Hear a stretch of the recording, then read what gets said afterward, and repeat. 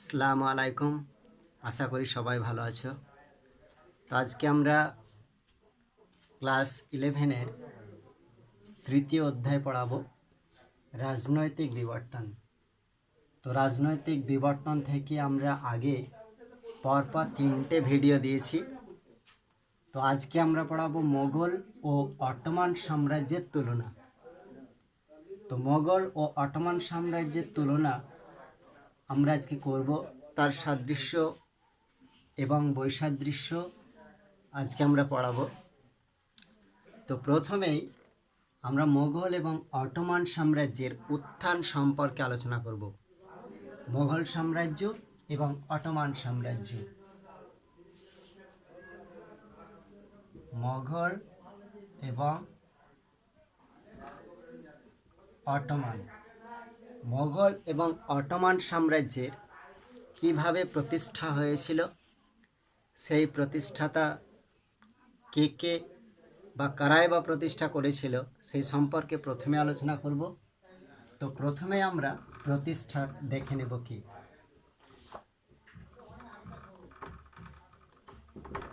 কে মোগল সাম্রাজ্যের প্রতিষ্ঠাতা করেছিল বা অটোমান সাম্রাজ্যের কারাই বা প্রতিষ্ঠাতা ছিল। তো আমরা জানি মঙ্গল শব্দ থেকে মোগল এই শব্দটি উৎপত্তি হয়েছে। তো ভারতবর্ষে মোগল সাম্রাজ্যের প্রতিষ্ঠাতা ছিলেন জহিরুদ্দিন মোহাম্মদ বাবর। বাবর খুব বীর বিক্রমের সঙ্গে সে তার পিতার পৈতৃক ভিটা ছেড়ে ভারতবর্ষে এসে মোগল সাম্রাজ্যের প্রতিষ্ঠাতা করেছিলেন। তো ভারতে লোদি বংশের শাসনকালে রাজনৈতিক অস্থিরতার সুযোগ নিয়ে বাবর ভারত আক্রমণ করেছিল। তিনি 1526 খ্রিস্টাব্দে পানিপথের প্রথম যুদ্ধে দিল্লির সুলতান ইব্রাহিম লোদিকে পরাজিত ও নিহত করে তিনি বাদশাহ উপাধি ধারণ করে মোগল সাম্রাজ্যের প্রতিষ্ঠাতা করেছিল। এবং এই মোগল সাম্রাজ্যের বিস্তারও তিনি প্রথম ঘটিয়েছিলেন বা প্রসার। বাবর হুমায়ুনের আমল পর্যন্ত মোগল সাম্রাজ্যের সীমা উত্তর ভারত এবং তার উত্তর পশ্চিম বালুচিস্তান, উত্তরে কাশ্মীর, এইভাবে দক্ষিণে গান্ডোয়ানা পর্যন্ত বিস্তৃতি ছিল। তবে মোগল সাম্রাজ্য ঔরঙ্গজেবের মৃত্যুর পরে মোগল সাম্রাজ্য আস্তে আস্তে ভেঙে পড়ে। এটাই হলো মোগল সাম্রাজ্যের সম্পর্কে তার প্রতিষ্ঠা। এবার আমরা অটোমান সাম্রাজ্যের প্রতিষ্ঠা সম্পর্কে একটু বলি। কে বা কারা অটোমান সাম্রাজ্যের প্রতিষ্ঠাতা করেছিল? ওসমান শব্দটি থেকে অটোমান শব্দটি এসেছিল। ওসমান ছিলেন একজন তুর্কি বীর। সেলজুক তুর্কিদের পতনের পরবর্তীকালে ওসমান পশ্চিম এশিয়ার উত্তর পশ্চিম আনাতোলিয়া 1299 খ্রিস্টাব্দে ওসমানিয়া বা অটোমান সাম্রাজ্যের প্রতিষ্ঠাতা করেন। তবে মোগল সাম্রাজ্যের মতো তারও একটা প্রসার হয়েছিল। অটোমান তুর্কি সুলতানরা তুরস্ক ও তুরস্কের বাইরে এক সুবৃহৎ সাম্রাজ্য গড়ে তুলতে সক্ষম হয়েছিল। তো এই অটোমান সাম্রাজ্যের প্রসার অনেকটাই কিন্তু ছিল। কি সেই প্রসার ছিল? মধ্যপ্রাচ্য, উত্তর আফ্রিকা, গ্রিস, বালকান অঞ্চল সহ দক্ষিণ পূর্ব ইউরোপের সুবিস্তৃত অঞ্চল, অর্থাৎ 3টি মহাদেশ অটোমান তুর্কিদের সাম্রাজ্যে বিস্তৃত ছিল। তো আমরা অটোমান সাম্রাজ্য এবং মোগল সাম্রাজ্যের প্রতিষ্ঠাতা সম্পর্কে বললাম, তার প্রসার সম্পর্কে বললাম। এবার আমরা দেখে নেব কিভাবে মোগল সাম্রাজ্য এবং অটোমান সাম্রাজ্যের রাজনৈতিক অগ্রগতি ঘটেছিল। রাজনৈতিক অগ্রগতি দেখব।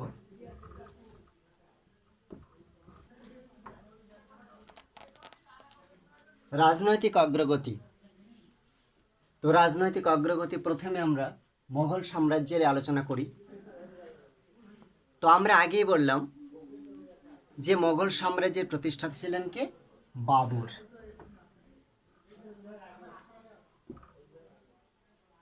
বাবর ছিলেন মোগল সাম্রাজ্যের প্রতিষ্ঠা।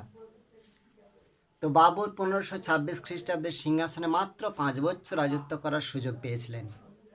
তিনি খানোয়ার যুদ্ধ, তারপরে খানোয়ার যুদ্ধে বীর বিক্রম সিং বা সংগ্রাম সিংকে এবং ঘরঘরার যুদ্ধ, শেরখা এবং মামুদ লোদি নসরত শাহের মিলিত জোটকে পরাজিত করেছিলেন।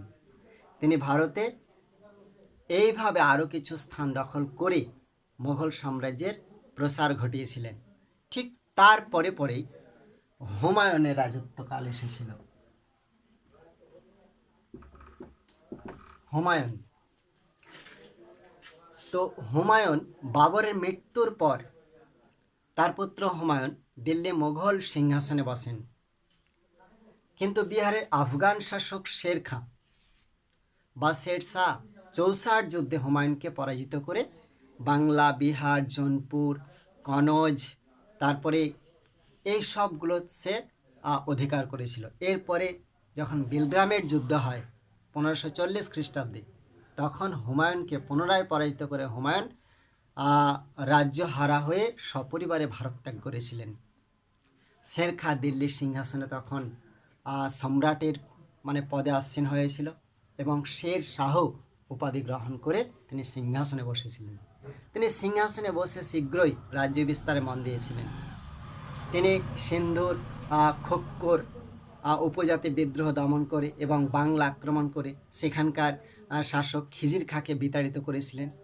শেরশাহ সিন্ধু, পাঞ্জাব, মুলতান, মালব, রাজস্থান এই সবগুলো দখল করে বেশ ভালোভাবে সাম্রাজ্যটাকে একটা তৈরি করতে সে সক্ষম হয়েছিল। কিন্তু শেরশাহের মৃত্যুর পরবর্তীকালে অবশ্য আফগান শক্তিকে হারিয়ে হুমায়ুন 1555 খ্রিস্টাব্দে আবার কিন্তু দিল্লির সিংহাসন পুনরুদ্ধার করতে সক্ষম হয়েছিল। ঠিক তারপরে পরে 1556 খ্রিস্টাব্দে হুমায়ুনের মৃত্যুর পর তার পুত্র আকবরের শাসনকাল এসেছিল। তাহলে হুমায়ুনের পরে আকবর। তো আকবরের শাসনকালে কি হয়েছিল? 1556 খ্রিস্টাব্দে হুমায়ুনের মৃত্যুর পর তার পুত্র আকবর দিল্লির সিংহাসনে বসেছিল। তিনি বৈরাম খাঁ সহযোগিতায় বা বৈরাম খাঁ ছিল তার অভিভাবক। তিনি তার সহযোগিতায় আজমির, জৌনপুর, গোয়ালিয়র জয় করতে সক্ষম হয়েছিলেন। তারপর 1560 খ্রিস্টাব্দে বৈরাম খাঁ তার অভিভাবকত্ব ত্যাগ করে আকবর সকল শাসন ক্ষমতা নিজের হাতে নিয়েছিল। ঠিক তারপরে সে জৌনপুর, জয়পুর এই সবগুলো সে দখল করতে সেই সময় সক্ষম হয়েছিল। শুধু তাই নয়, আরও বৃহৎ বৃহৎ রাজ্য সে জয় করেছিল। যেমন সেই সময় জয়সলমার প্রভৃতি, তারপরে মালব, গন্ডোয়ানা, চিত্তোর, রণথম্বর, কালিঞ্জর, তারপর বিকানিয়া, গুজরাট, বাংলা, বিহার, উড়িষ্যা, কাবুল, কাশ্মীর, কান্দাহার এই সবগুলো সে দখল করতে সক্ষম হয়েছিল। তারপরে আরও ছিল আহমদনগর, বিজাপুর, গোলকুন্ডা প্রভৃতি রাজ্য সে দখল করেছিল। তো তার জীবনের শেষ যুদ্ধ হয়েছিল, অর্থাৎ আসিরগড় যুদ্ধে জয়ের মাধ্যমে আসিরগড় দুর্গ দখল করে তার সাম্রাজ্য বিস্তৃত নীতি সমাপ্ত করেছিলেন। এর ফলে আকবরের মৃত্যু যখন হয় বা মৃত্যুকালে মোগল সাম্রাজ্যের সীমানা প্রায় সেই সময় হিমাচল প্রদেশ পর্যন্ত বিস্তৃত হয়েছিল। ঠিক তারপরে পরেই ক্ষমতা দখল করেছিল কে? জাহাঙ্গীর, তার পুত্র।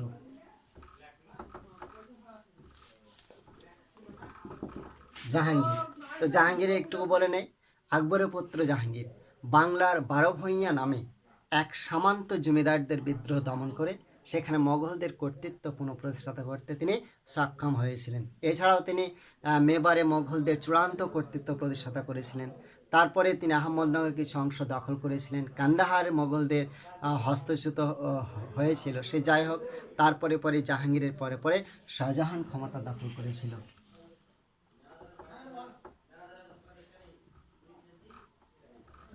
শাহজাহান। তো শাহজাহান বা শাহজাহান, শাহজাহান তারও একটা ভূমিকা বড় ছিল। তো আহমদনগর অবশিষ্ট অংশ দখল করেছিলেন তিনি। তাছাড়া দাক্ষিণাত্যে বিজাপুর, গোলকুন্ডা, তারপর তিনি বশ্যতা স্বীকার করে নিয়েছিলেন। তিনি সামরিক কালের জন্য বা সাময়িক কালের জন্য কান্দাহার দখল করতে তিনি সক্ষম হয়েছিলেন। এইভাবে মানে মোগল সাম্রাজ্যকে তিনি একটা সাম্রাজ্য বিস্তারের শিখরে নিয়ে গেছিলেন। এরপরে পরে শেষ যেটা ছিল মোগল সাম্রাজ্যে, এটা হচ্ছে ঔরঙ্গজেব। ঔরঙ্গজেব তাহলে ঔরঙ্গজেবও উত্তর পূর্ব ভারতের পালামো, তারপরে কোচবিহার, পশ্চিম কামরূপ জয় করতে তিনিও সক্ষম হয়েছিলেন। তো তিনিও কিন্তু অনেক বিদ্রোহ দমন করেছিলেন। তো ঔরঙ্গজেব মারওয়ার মানে সেই সময় দখল করেছিলেন, মেবারকে বশ্যতা স্বীকার করতে বাধ্য করেছিলেন। তিনি বিজাপুর, গোলকুন্ডা এই দুটি মোগল সাম্রাজ্যভুক্ত করতে সক্ষম হয়েছিলেন। তো আমরা মোগল সাম্রাজ্যের এই বাবর, হুমায়ুন, আকবর, জাহাঙ্গীর, শাহজাহান, ঔরঙ্গজেবের তার সাম্রাজ্য বিস্তার বা রাজনৈতিক পটভূমি একটুকু বললাম। এবার আমরা অটোমান সাম্রাজ্য সম্পর্কে একটু বলবো, যে অটোমান সাম্রাজ্য কিভাবে তার মানে রাজনৈতিক দিকটি প্রতিষ্ঠিত হয়েছিল। এবার তাহলে অটোমান সাম্রাজ্যের বলি। অটোমান সাম্রাজ্যের অধিকার নিয়ে যাদের ভূমিকা আছে তাদের মধ্যে অ্যাড্রিয়ানোপল অধিকার, অর্থাৎ অটোমান শাসকরা সেই সময় 1325 খ্রিস্টাব্দের মধ্যে বর্ব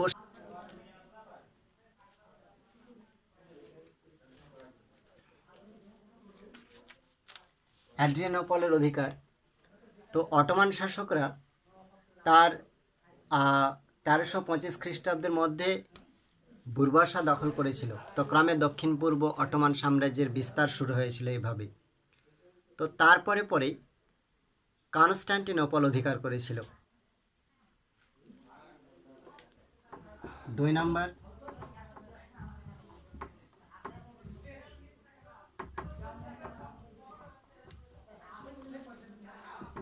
কনস্টান্টিনোপলস অধিকার। অটোমান সাম্রাজ্যের নীতিতে সর্বপ্রথম গতি এনেছিলেন দ্বিতীয় মোহাম্মদ। তো দ্বিতীয় মোহাম্মদ তিনি অন্য তুর্কি জাতিগোষ্ঠীগুলিকে স্মানীয় অর্থাৎ অটোমান তুর্কিদের বশ্যতা স্বীকার করতে বাধ্য করেছিলেন।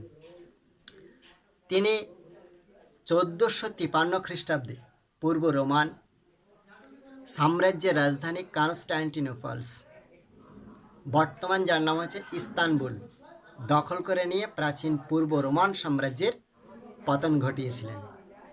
এইভাবে অটোমান সাম্রাজ্য এক শক্তিশালী সাম্রাজ্য হিসাবে প্রতিষ্ঠিত হয়েছিল। এর পরে পরে যাদের ভূমিকা আছে প্রথম সেলিম এবং সুলেমান। প্রথম সেলিম এবং সুলেমান। প্রথম সেলিম এবং সুলেমানের কি ভূমিকা ছিল? সুলতান প্রথম সেলিমের আমলে আনাতোলিয়া, পূর্ব অংশ আর সিরিয়া এবং মিশরের অটোমানদের আধিপত্য প্রতিষ্ঠিত হয়েছিল। অটোমান সাম্রাজ্যের সর্বাধিক গুরুত্বপূর্ণ ভূমিকা নিয়েছিল সাম্রাজ্যের শ্রেষ্ঠ সুলতান সুলেমান। তো তিনি ওই সাম্রাজ্যটাকে একদম প্রথমেই রোডাস, বেলগ্রেড দখল করে একটা বিরাট অংশ সে দখল করতে সক্ষম হয়েছিলেন সেই সময়। তো সুলেমান তো ইরাক, তারপরে পূর্ব ভূমধ্যসাগরীয় অঞ্চল তার দখলে শেষ পর্যন্ত এসেছিল। তারপরে পরেই চতুর্থ যে ছিল সে হচ্ছে মুরাদ। 4 নম্বরে মুরাদ এর ভূমিকা। কি ভূমিকা ছিল মুরাদের? অটোমান সাম্রাজ্য হিসাবে মুরাদের কি ভূমিকা? সুলেমানের পরবর্তী শাসক সাম্রাজ্যের অগ্রগতিতে বিশেষ যোগ্যতার পরিচয় দিতে পারেননি। পরবর্তীকালে উল্লেখযোগ্য সুলতান চতুর্থ মুরাদ সাম্রাজ্যের বিভিন্ন স্থানে বিদ্রোহ কঠোর হাতে দমন করেছিলেন। তো তিনি সেই সময় জানিসরি নামে তুর্কি সেনাবাহিনীকে নিজের নিয়ন্ত্রণে আনেন এবং সামন্ত প্রভুদের দখল করতে আইন প্রণয়ন করেন। এইভাবে তিনি পারস্যের বাগদাদ পুনর্দখল করতে সক্ষম হয়েছিলেন। ঠিক তারপরে পরেই উজিরদের ভূমিকা ছিল। তো 5 নম্বরে উজিরদের ভূমিকা। কি উজিরদের ভূমিকা ছিল? চতুর্থ মুরাদের পরবর্তীকালে অটোমান সাম্রাজ্যের উজিরদের ক্ষমতা যথেষ্ট বৃদ্ধি পেয়েছিল।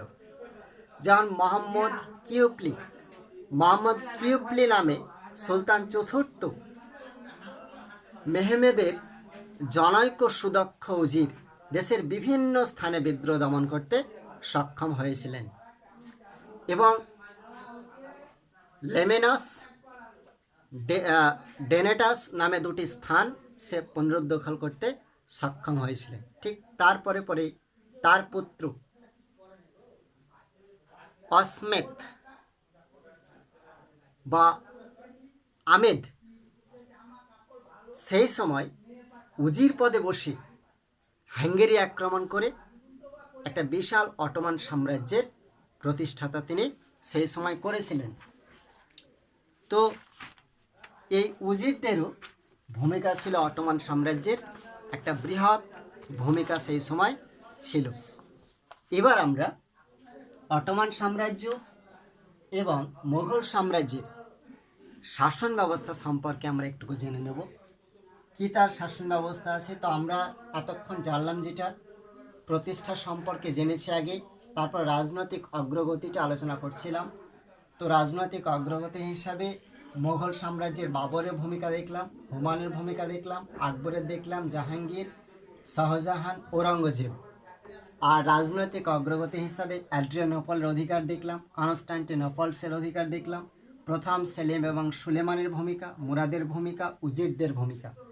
এবার আমরা মোগল এবং অটোমান সাম্রাজ্যের শাসন ব্যবস্থা সম্পর্কে আমরা একটুকু জেনে নেব। কি শাসন ব্যবস্থা ছিল?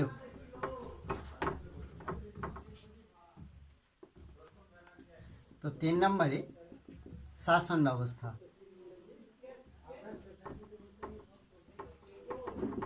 কি শাসন ব্যবস্থা ছিল? তো প্রথমে আমরা মোগল সাম্রাজ্য সম্পর্কে যে শাসন ব্যবস্থাটা ছিল সেটা একটু জেনে নেব। তো মোগল সাম্রাজ্যে একটা কেন্দ্রভূত শাসন ব্যবস্থা ছিল বা কেন্দ্রীয় শাসন ছিল। কেন্দ্রীয়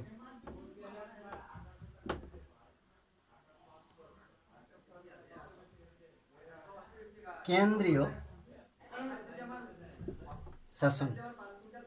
কি কেন্দ্রীয় শাসন? মোগল শাসন ব্যবস্থার সর্বোচ্চ স্থানে সম্রাট থাকলেও তিনি শাসনকর্তা, প্রধান আইন প্রণেতা, প্রধান বিচারক, প্রধান সেনাপতির সাহায্যে শাসন কার্য চালার ফলে এক স্বৈরাচারী হয়ে উঠতে পারতেন না। সেই সময় কোনো শাসকই স্বৈরাচারী হয়ে উঠতে পারতেন না। তো সেই সময় সম্রাটের যারা নিচে ছিল তাদেরকে বলা হতো ভকিল বা প্রধানমন্ত্রী নামেই পরিচিত ছিল। আর উচ্চ পদস্থ কিছু কর্মচারী ছিল।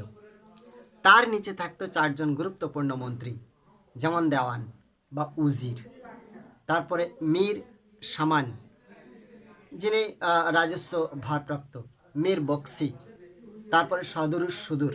এইভাবে কেন্দ্রীয় শাসন ব্যবস্থাটা একটা সাজগোষ মোগল সাম্রাজ্যে কিন্তু ছিল।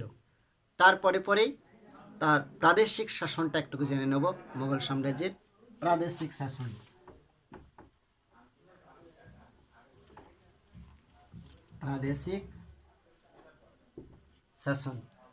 কি প্রাদেশিক শাসন ছিল? মোগল শাসকরা সমগ্র সাম্রাজ্যকে সর্বমোট 15টি সুরা বা প্রদেশে বিভক্ত করেছিল। তার মধ্যে উল্লেখযোগ্য হচ্ছে অযোধ্যা, আগ্রা, এলাহাবাদ, দিল্লি, আমেদাবাদ, বাংলা, বিহার, আজমির, মালব, এই সবগুলোই। তো এই প্রদেশ বা সুবার শাসককে বলা হতো সুবাদার, যারা পরিচালনা করতেন আর কি। সুবাদারকে নিয়ন্ত্রণ করার অধিকার ছিল একমাত্র সম্রাটের। সম্রাটরাই তাদেরকে নিয়ন্ত্রণ করত। এইভাবে প্রাদেশিক শাসন ব্যবস্থা পরিচালিত হতো। আর রাজস্ব ব্যবস্থা কিরকম ছিল একটু জেনে নেব। রাজস্ব ব্যবস্থা অর্থাৎ মুঘল শাসন ব্যবস্থায় যে রাজস্ব ব্যবস্থা, মুঘল শাসন ব্যবস্থায় রাজস্ব ব্যবস্থাটা কীরকম ছিল? তো দুটি উৎস ছিল মুঘল সাম্রাজ্যের শাসন রাজস্ব ব্যবস্থায়। কি? একটা রাজস্ব আদায় পদ্ধতি, আর একটা হচ্ছে কর ব্যবস্থা। এই দুটো ব্যবস্থা ছিল। রাজস্ব আদায় পদ্ধতি যেমন তার মধ্যে ছিল জাবিদ প্রথা। কিসে জাবিদ প্রথা? টোডরমাল জমির উৎপাদিকা শক্তির উপর ভিত্তি করে জমি জরিপ বা তার মাধ্যমে জমিকে 4 ভাগে ভাগ করেছিলেন। যেমন পোলাজ। পোলাজ হচ্ছে সারা বছর চাষের জমি কে বলা হতো পোলাজ। আর পরতি, কিছু কালের চাষের জন্য ফেলে রাখা জমি পরতি। চাচর, চাচর জমি 3-4 বছরের জন্য ফেলে রাখা হতো। বাঞ্জার জমি কি 5 বছরের বেশি ফেলে রাখা জমিকে বলা হতো বাঞ্জর। আর নাকস প্রথা, জমি জরিপ না করে শুধুমাত্র অনুমানের ভিত্তি করে যে প্রথার সাহায্যে রাজস্ব আদায় করা হতো তার নাম ছিল নাকস প্রথা। এই প্রথাও কিন্তু মুঘল সাম্রাজ্যে ছিল। আর একটা ছিল রাজস্ব ব্যবস্থার দিক, সেটা হচ্ছে কর ব্যবস্থা। অকৃষি খাত থেকে সাধারণত যেমন পথকর, গৃহকর, জলকর, তারপরে জরিমানা, নজরানা প্রভৃতি এইসব জায়গা থেকেও কর আদায় করা সেই সময় হতো। এবার আমরা মুঘল সাম্রাজ্যের বিচার ব্যবস্থা সম্পর্কে একটু জেনে নেব। কি বিচার ব্যবস্থা ছিল? বিচার ব্যবস্থা কি বিচার ব্যবস্থা ছিল? তো মুঘল শাসকগণ নিজেরাই সর্বোচ্চ ক্ষমতার অধিকারী ছিল। তো সাম্রাজ্যের সর্বত্র একই ধরনের আইন ব্যবস্থা বা দণ্ডবিধি প্রচলিত সেই সময় ছিল। মোগল আমলে দেওয়ান ফৌজদারি ব্যবস্থায় প্রচলিত ছিল। তারপরে মীর আমলে ঘোষণা, মুক্তি, আইনের ব্যাখ্যা, কাজী, বিচারক, রায় ঘোষণা, এগুলো সবই ছিল। আবার সেই সময় কি ছিল? জমিদারি প্রথা ছিল।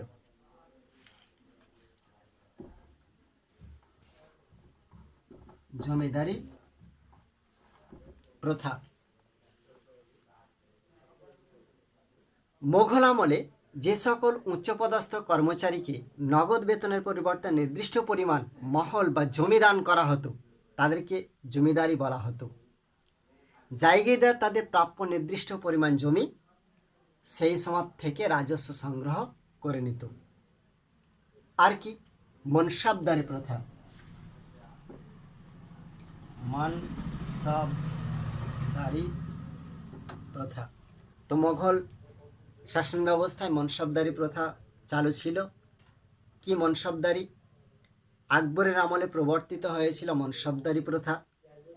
মুঘল শাসনের কেন্দ্রীয় এবং সংহতির এক গুরুত্বপূর্ণ উপাদান হয়ে উঠেছিল মনসব।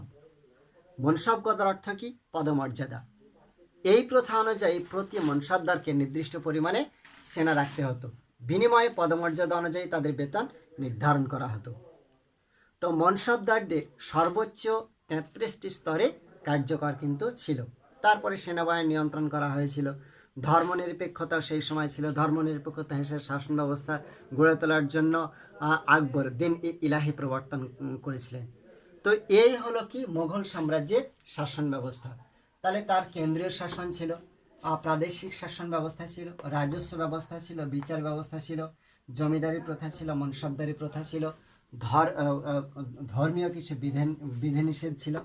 তো এটা গেল মুঘল সাম্রাজ্যের শাসন ব্যবস্থা। এবার আমরা অটোমান সাম্রাজ্যের শাসন ব্যবস্থাটাও একটুকু জেনে নেব। কি অটোমান সাম্রাজ্যের শাসন ব্যবস্থাটা ছিল? তো অটোমান সাম্রাজ্যের কি শাসন ব্যবস্থা ছিল? অটোমান সাম্রাজ্য মুঘল সাম্রাজ্যের মতো একটা দিক ছিল সামরিক বাহিনী।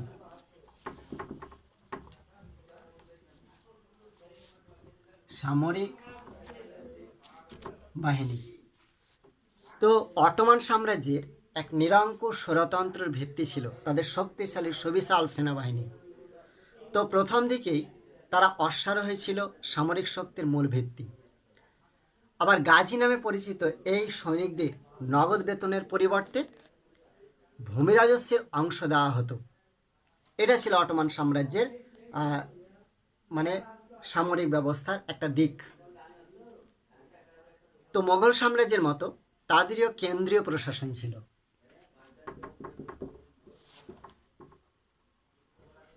কেন্দ্রীয় প্রশাসন কি? কেন্দ্রীয় প্রশাসন সুলতানের প্রতি আনুগত্য এবং যোগ্যতা বিচার করে অটোমান প্রশাসনের কর্মচারী নিয়োগ করা হতো। অটোমান সাম্রাজ্যের কেন্দ্রীয় প্রশাসনের তিনটি অংশ ছিল। কি? এক নম্বর হচ্ছে বাসগৃহ পরিচালনা কর্মচারী। বাসগৃহ পরিচালনার জন্য বিভিন্ন কর্মচারী নিয়োজিত করা হতো। গ্র্যান্ড ভিজিয়ার অর্থাৎ সুলতানের অধীনস্থ সর্বোচ্চ মন্ত্রমণ্ডলী গ্র্যান্ড ভিজিয়ার নামে পরিচিত ছিল। আর ধর্মীয় প্রতিষ্ঠান, বিভিন্ন মুসলিম ধর্মীয় প্রতিষ্ঠান, দেশের শিক্ষা আইন বিষয়ক কাজকর্ম সেখানে পরিচালনা করা হতো। আর কি ছিল? কাদিস। কাদিস কি? কাদিস নামে কর্মচারীরা স্থানীয় প্রশাসন ফৌজদারি বিষয় দেখাশোনা করত। সুলতান মুসলমান আমল থেকেই অটোমান সাম্রাজ্যের এই সামন্ত ব্যবস্থা কিন্তু গড়ে উঠেছিল। আর কি ছিল অটোমান সাম্রাজ্যের? ন্যায় বিচার ছিল। ন্যায় বিচার। ন্যায় বিচার ছিল। অটোমান সাম্রাজ্যের সুলতানি প্রশাসনের উলেমারা তারা বিচার কার্য পরিচালনা করতেন। সুলতানদের অন্যতম লক্ষ্য ছিল দেশে আদালত ন্যায় বিচার প্রতিষ্ঠা করা। তো ন্যায় প্রতিষ্ঠার উদ্দেশ্যে শাসকদের হাতে দেশের চূড়ান্ত ক্ষমতা অধিকারী তারা ছিল এবং তার জন্য সুলতানের উপদেষ্টা পরিষদ কিন্তু সেই সময় তারা পরিচালনা করত। তো তাদের সাহায্যে ন্যায় বিচার ব্যবস্থা সেই সময় অটোমান সাম্রাজ্যে কিন্তু প্রতিষ্ঠিত হয়েছিল। আর কি? জনকল্যাণকর কিছু কাজ করত।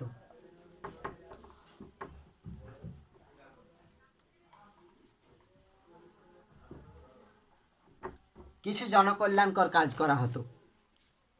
সেই জনকল্যাণকর কাজের মধ্যে অন্যতম ছিল কি?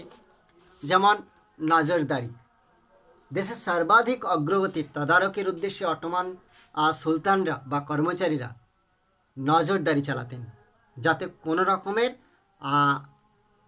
বিচার ব্যবস্থায় সুলতানদের ছদ্মবেশ রাষ্ট্র সফরে বেরোতেন, যাতে কোনো রকমের ঘাটতি না থাকে নজরদারিতে। ন্যায়ের বিরুদ্ধে উদ্যোগ করতেন। ন্যায় বিচারের ক্ষেত্রে তারা প্রত্যক্ষ হস্তক্ষেপ করতেন। দুর্নীতিপরায়ণ ব্যক্তিদের সিয়াসেত নামে কঠোর শাস্তিদানের ব্যবস্থা গ্রহণ করেছিলেন। আর যোগাযোগ ব্যবস্থার উন্নতি করেছিলেন।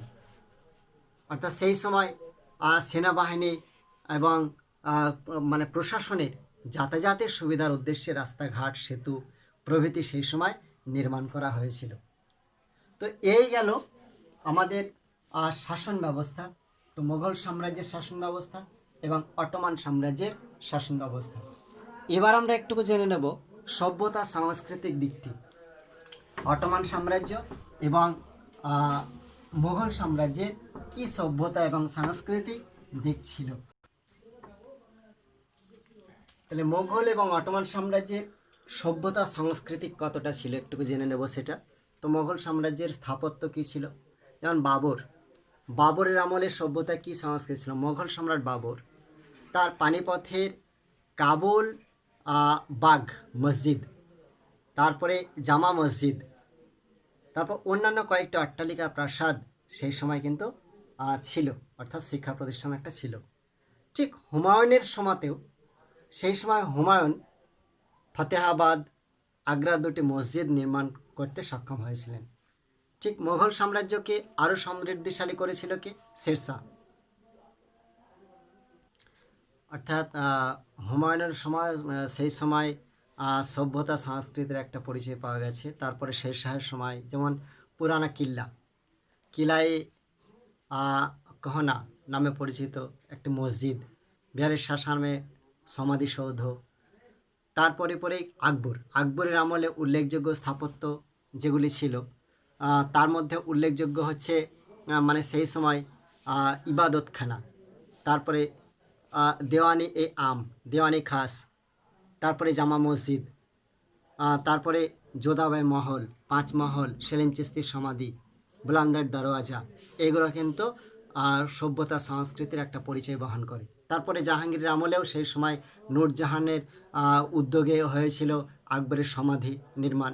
তারপরে ইতিমাদ-দৌল্লার সমাধি, জাহাঙ্গীরের সমাধি, তারপর আব্দুর রহিম খানের সমাধি, কানান খানের। তো আবার সেই সময় শুধু জাহাঙ্গীর নয়, মুঘল সম্রাট শাহজাহানের আমলেও স্থাপত্য কীর্তির একটা পরিচয় পাওয়া গেছে। যেমন দেওয়ানি আম, দেওয়ানি খাস, তারপরে জামা মসজিদ, মতি মসজিদ, লালকেল্লা, খাসমহাল, শীষমহাল, তারপরে সর্ববৃহৎ যেটা আছে সেটা হচ্ছে তাজমহল। ওই জন্যেই ভারতবর্ষে মুঘল সাম্রাজ্যের শাহজাহানের রাজত্বকালকে গোল্ডেন এজ বা সুবর্ণ যুগ বলে অভিহিত করা হয়। তো শুধু এইটাই নয়, মুঘল সাম্রাজ্যের স্থাপত্য নয়, চিত্রকলাও একটা বড় ভূমিকা গ্রহণ করেছিল সেই সময়। যেমন বাবরের আমলে যেমন দৃশ্যবলী, বাবরের অঙ্কনের জন্য শিল্পীদের পৃষ্ঠপোষকতা করেছিলেন। হুমায়ুনের আমলেও দেখেছি সেই সময় মীর আলী, খাজা আব্দুস সামাদ নামে দুজন চিত্রশিল্পীকে ভারতে এসেছিলেন। তারপরে সেই সময় আমরা দেখেছি আকবরের আমলেও সেই সময় প্রায় 100 জন চিত্রশিল্পী পৃষ্ঠপোষকতা আমরা পেয়েছিলাম। যেমন জগন্নাথ, তারপরে বসাবন, কেশু, যশবন, এরাই তার চিত্রশিল্পীদের মধ্যে আব্দুল সামাদ, সৈয়দ আলী, এরাই ছিল। তারপরে জাহাঙ্গীরের আমলেও কিন্তু উল্লেখযোগ্য চিত্রশিল্পীর একটা পরিচয় পাওয়া গেছে, যেমন মোহাম্মদ নাদির, তারপরে আখারিজা, ওস্তাদ মনসুর, তারপরে তুলসী, এরাই ছিল, মনোহর। তারপর শাহজাহানের আমলেও কিন্তু ছিল, শাহজাহানের আমলে বিখ্যাত চিত্রকর ছিলেন তার নাদির, সমরকান্দি, মানে সেই সময় ছিল। এটাই গেল মুঘল সাম্রাজ্যের চিত্রশিল্প। তারপরে সাহিত্যেও কিন্তু একটা বড় ভূমিকা গ্রহণ করেছিল। আরবি ফরাসি সাহিত্য সেই সময় প্রচলিত ছিল। যেমন সেই সময় তুজুকি বাবরি, বাবরের কন্যা গুলবদন বেগমের লেখা হুমায়ুন নামা ছিল উল্লেখযোগ্য ইতিহাস গ্রন্থ। আবার আকবরের আমলে তার রচিত আবুল ফজল, আইনে আকবরী, আকবরনামা, তারপর বদায়নের মুন্তাখাবুল তোয়ারিক, এইসব বিখ্যাত আরবি ফরাসি সাহিত্য কিন্তু সেই সময় ছিল। তারপর আঞ্চলিক সাহিত্যও কিছু ছিল, যেমন রামচরিতমানস তুলসীদাসের, তারপরে সুরদাসের সুরসাগর, জাহাঙ্গীরের সেই সময় ছিল মানে পদ্মাবত কাব্য। এইভাবে তারপর দোহ ছিল, তারপর কবিরের দোহ। তো বাংলা ভাষায় শ্রী চৈতন্যামৃত, শ্রী চৈতন্য ভাগবত, চৈতন্য মঙ্গল, চণ্ডী মঙ্গল, আনন্দ মঙ্গল, এইসব, মহাভারত সেই সময় আঞ্চলিক সাহিত্যকাব্য ছিল। শুধু এটাই নয়, মুঘল সাম্রাজ্যে সঙ্গীতের একটা চর্চা ছিল সেই সময়। সঙ্গীত বিষয়ক গ্রন্থও অনেক আছে। মুঘল যুগের সঙ্গীত, কৌমুদি সঙ্গীত, সারণী, সঙ্গীতবাজ প্রভৃতির মানে পরিচয় পাওয়া যায়। সঙ্গীত চর্চাও সেই সময় ছিল। তো সেই সময় আকবরের যেমন দরবারে বিদেশ থেকে 36 জন খ্যাতনামা সঙ্গীত শিল্পী এসেছিলেন। তো সে যাই হোক, ঠিক এইরকমভাবেই মানে অটোমান সাম্রাজ্যেও এই সভ্যতা সংস্কৃতির একটা পরিচয় পাওয়া যায়। যেমন অটোমান সাম্রাজ্যে তুর্কি ভাষার একটা চর্চা ছিল সেই সময় খুব ভালো। অটোমান শাসনকালে বিভিন্ন আঞ্চলিক ভাষার মধ্যে তুর্কি ভাষার উৎপত্তি হয়েছিল। তো তুর্কি শব্দ মানে বিধানের ক্ষেত্রে আরবি ভাষার বেশি প্রভাব লক্ষ্য করা গেছিল সেই সময়। তো সেই অনুযায়ী ভাষা লিপির উদ্ভব হয়েছিল। তারপরে হস্তলিপিবিদ্যাও সেই সময় হয়েছিল। অটোমান শাসনকালে হস্ত মানে লিপির একটা ছিল, অগ্রগতি ঘটেছিল সেই সময়। তো সে যাই হোক, অটোমান সাম্রাজ্যে সাহিত্যের ক্ষেত্রে একটা বড় ভূমিকা সেই সময় কিন্তু গ্রহণ করেছিল। যেমন অটোমান সাম্রাজ্যের তুর্কি আমলের ভাষা, কাব্যচর্চা, তারপরে গদ্য সাহিত্য রচনা যথেষ্ট বৃদ্ধি ঘটেছিল। কাব্যচর্চা ছিল সেই সময় উল্লেখযোগ্য। শুধু কাব্য নয়, গদ্য সাহিত্যের একটা ভূমিকা মানে সেই সময় ছিল। তো অটোমান সাম্রাজ্য শুধু তাই নয়, বিজ্ঞানের দিক দিয়েও একটা উন্নতি হয়েছিল। তো মুঘল সাম্রাজ্যের মতো অটোমান সাম্রাজ্যেও কিন্তু সেই সময় স্থাপত্য তারপরে চিত্রকলার একটা পরিচয় পাওয়া গেছে। তো স্থাপত্য এবং মানে চিত্রকলা, যেমন মিরার নিসার বিখ্যাত বড় মানে চিত্রকলা। তাহলে তারপরে ছিল সেলিমিয়ার মসজিদ, সুলেমানীয় মসজিদ, সব বিখ্যাত বিখ্যাত মানে সেই সময় মসজিদ ছিল। এগুলাও স্থাপত্যের একটা অন্যতম অঙ্গ। আর চিত্রকলা সেই সময় ছিল। তো সেই সময় অনেক চিত্রকলার আমরা পরিচয় পাই। তারপর সঙ্গীত, নৃত্য, নাটক, ক্রীড়া, এই চারিদিক দিয়েই কিন্তু অটোমান সাম্রাজ্য একটা বেশ বড় ভূমিকা গ্রহণ করেছিল সেই সময়। তারপরে জ্যোতির্বিদ্যা সেই সময় ছিল। নাসির আমল দিন তুসি তার বুধ গ্রহের যে মানে পরিকল্পনা করেছিল সেটাও কিন্তু পাই। তারপরে তুর্কি জ্যোতির্বিদ, সেই সময় কুংসু তার সামরিক তুর্কি জ্যোতির্বিদ্যা, যে সূর্য মানে চারিদিকে পৃথিবী ঘূর্ণার কথা তিনি বলেছিলেন। তারপর চিকিৎসাবিদ্যার ক্ষেত্রেও অনেকটা উন্নতি হয়েছিল, তারপর আলোকবিদ্যার ক্ষেত্রেও উন্নতি হয়েছিল। তো যাই হোক, অটোমান এবং মোগল সাম্রাজ্যের সভ্যতা সংস্কৃতির একটা বড় ভূমিকা আমরা কিন্তু পাচ্ছি। তাহলে আমরা বিস্তারিত আলোচনা করলাম রাজনৈতিক বিবর্তন থেকে, মোগল এবং অটোমান সাম্রাজ্যের তুলনা করলাম, মোগল এবং অটোমান সাম্রাজ্যের প্রতিষ্ঠার কথা বললাম, রাজনৈতিক অগ্রগতির কথা বললাম, শাসন ব্যবস্থার কথা বললাম, সভ্যতা সংস্কৃতির দিকের কথা বললাম। তাহলে এই থেকে আমরা মানে মোগল এবং অটোমান সাম্রাজ্যের সাদৃশ্য বৈসাদৃশ্য অবশ্যই করতে পারবো। তো আমরা এই রাজনৈতিক বিবর্তন থেকে পরপর 4খানা ভিডিও দিলাম। তো এটাই শেষ। আমরা আরও যেগুলো আছে ওগুলো আমরা পড়বো না, তার কারণ এই জায়গা থেকে একটা কোশ্চেন পড়ে গেছে। তো সেটা আমরা নিয়ে আর আলোচনা করব না। এরা রোমান সাম্রাজ্য মানে যেটা পড়ে গেছে ওটা আমরা নিয়ে আলোচনা করব না, একটু জাস্ট পড়তে হবে, বইটা অবশ্যই পড়ে নিতে হবে একটুকু। আর যেগুলো আমরা আলোচনা করলাম, আমরা 4টা ভিডিও দিলাম, এই 4টা ভিডিও থেকে 4টা নোট তৈরি করতে হবে, অবশ্যই আসার সম্ভাবনা আছে 2021 সালে। থ্যাংক ইউ, আজ পর্যন্ত।